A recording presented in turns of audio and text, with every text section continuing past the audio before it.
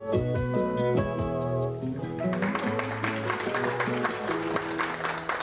morning. Welcome to our show. I'd like to welcome Bill Brooks, who is considered Chili Bill. He's from, well, Chili Bill's Kitchen is the name of your show, isn't it? Chili Bill's Kitchen. He also has a cook show that originates out of Sedona, Arizona. He's the author of a wonderful cookbook, if you like chili and barbecue and southwestern cooking.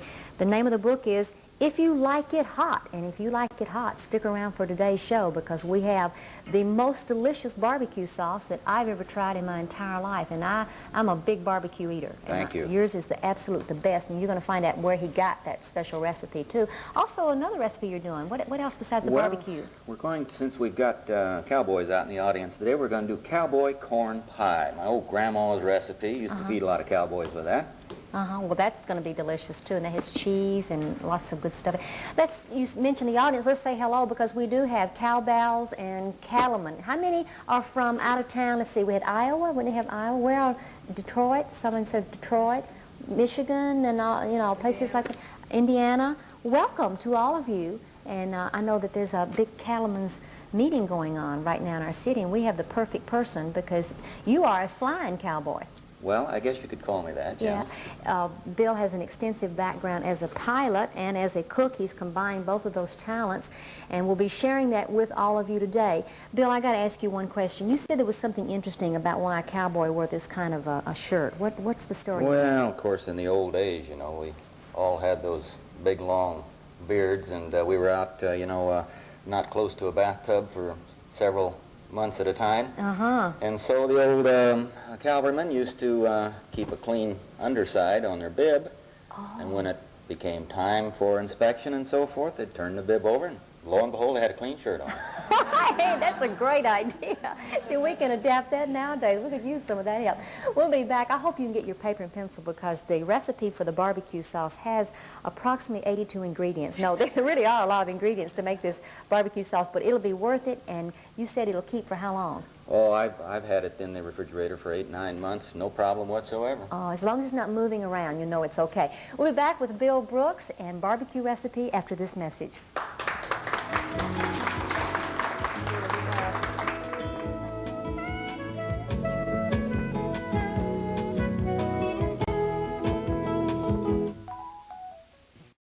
Bill travels in style. Is this your like toolbox for a cook? Yeah. I mean, look at all these goodies that you have separated out, knives and spices and a big old wooden box. Let's get started though with the recipe. Now, Bill, I promised our audience that I would tell them the unusual way you got this recipe for barbecue sauce.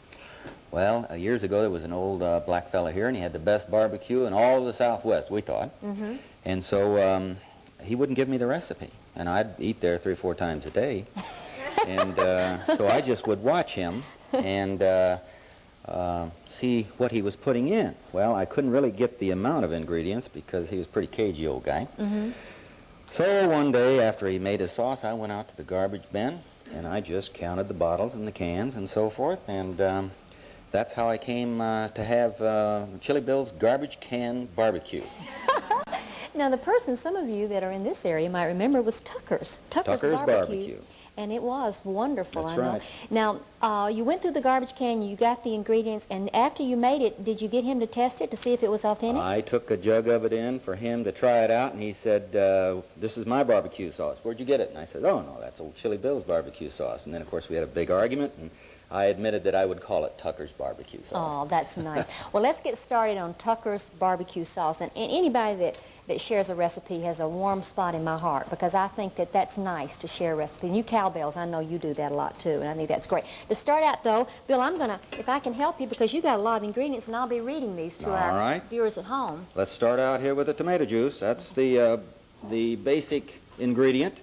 And the reason why we use tomato juice is we want to cook this down. Yeah, it's going to reduce down. That's right. Because simmers about an hour, doesn't it? That's right. I like 2 hours, really, but we can't do it here today. No, well, we won't be able to do that today. Now, to that, you're going to be adding, when he gets that all added, we'll be also adding 2 bottles of ketchup, just 2, I think that's 14-ounce containers. Yes, 14-ounce containers. 14 ounce. Of ketchup. And that's good. Let's see if they'll go out here. Yep, I shook them up before we started. That's a smart idea. If you can't get it out, just go ahead and stick a knife into a bottle of ketchup, and that'll help it release just that much easier. Also, you're going to be using about a half a bottle of liquid smoke. All right. And that's there about we 3 go. ounces. Now, of course, in the old days, you know, they wouldn't have fooled around with this liquid smoke. Yeah. It had to be the real thing over the thing, but we're going to try to do it in the microwave today. Oh, great. In the microwave. That's wonderful. And then a bottle of A1 sauce, a whole bottle of A1, a small bottle of A1 sauce. Okay. And again, writing down from at home, 4 tablespoons of Worcestershire sauce. Boy, you can pronounce that. I can't do that. Well, I've been working on it for 6 months. How Thank you about for just some noticing. Lee and Perrins? Okay, that's easier, isn't it? So 4 tablespoons of Worcestershire sauce. And it calls for half a pint of port wine. Use cheap stuff. Does it matter? Cheapest stuff you can get. I'm not going to show you the label Oh, here. okay. But it really doesn't make any difference after it cooks in there. Okay, So so we're just going to kind of guesstimate this just a All little right. bit here. half a pint of port wine. Boy, you really do like the port wine. Well, just remember, it cooks down, and Half the a alcohol. pint is only a cup, Bill, but that's okay. We And just the add it. alcohol, you know, leaves in the first 15 minutes. That's true. That's true. Okay, a tablespoon of 1 tablespoon of garlic salt. 1 garlic. Okay. Tablespoon of garlic salt. There we go. And Got it. also a tablespoon of meat tenderizer, and you use Adolph's. Yeah, any good one will do, but you know, Adolph's a pretty good brand. And 1? One. Okay. And is this gonna?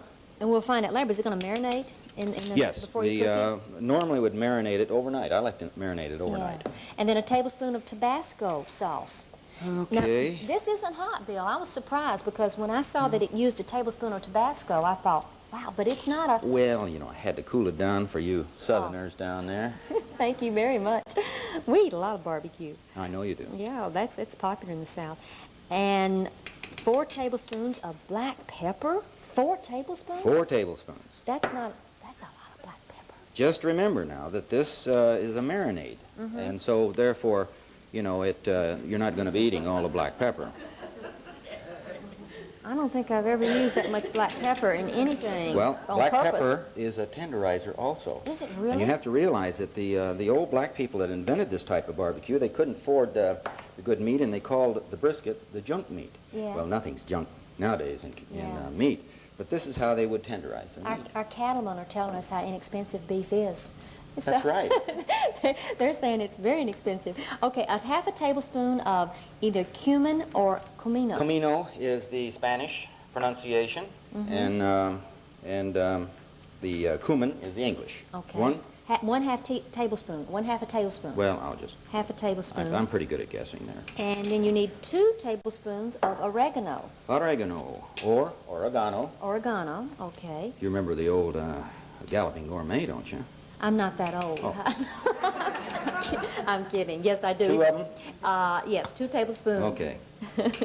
And he is great, too, Yes, by the way. he is. A tablespoon of salt. And a tablespoon of salt right here in Could my you little... leave that out if you were watching the Oh, salt? you betcha. Yeah. And, you know, I've had to cut down on my salt, too. Yeah, most you of know, us have when you to. get over a few years of age. I don't know what you're talking Now, about. what do you want? Why are you looking at? About a half a tablespoon. It All calls right. for a tablespoon, but let's just cut it down. All right. Okay. Now, half of a cup of Wesson oil. Oh, good old Wesson oil. Half a cup of Wesson oil. All right. Let's see. I'll go ahead and measure that. We don't want to get it too greasy on us here. But you No. have to have this for the marinade. Do you? Yes. Okay. Mhm. Okay. And then 2 teaspoons of horseradish. Now, I don't like horseradish, and I love your barbecue sauce. You'll never know the I know. difference. Really. I was amazed when I tried it because y'all just don't know how good this is when you try it. It's the most wonderful barbecue that I've ever had. The last time I had barbecue almost this good was in Indiana. Didn't someone in our audience say they were from Indiana? Well, I got barbecue in Indiana one time when I was a college student. That was the best I had ever had until I had Bill's. And it reminded me of Bill's. When I tried his, I thought, that reminds me of the Indiana barbecue. Okay, a tablespoon of, you use McCormick barbecue spice. All right. Any good barbecue spice will do, of course. Now, this is 1. 1 tablespoon, yes. 1 tablespoon of McCormick barbecue spice. And 2 cups of brown sugar. Yeah. I like the darkest you can get. The dark brown. Yeah. Okay, the dark brown sugar. All right, and then you can use 1 tablespoon of dry mustard, but you're using the wet mustard today. I'm going to cheat today because I couldn't find any dry mustard. I had to borrow some from my neighbors the other day. I didn't have any either. For some reason, You used to be able to find that all the time. I just couldn't find it. I get mixed up with what I have in my kitchen here and what I have in my kitchen at home. And so I was running over to Pam's getting